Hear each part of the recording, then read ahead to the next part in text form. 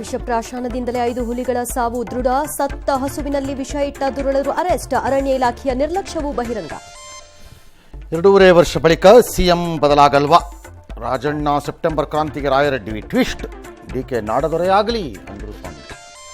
ಬಿಜೆಪಿಯಲ್ಲಿ ಕ್ಷಣಕ್ಕೊಂದು twist, suspense. 5ನೇ ದಿನವೂ ದೆಹಲಿಯಲ್ಲೇ ಅಶೋಕ್ ಠಿಕಾಣಿ.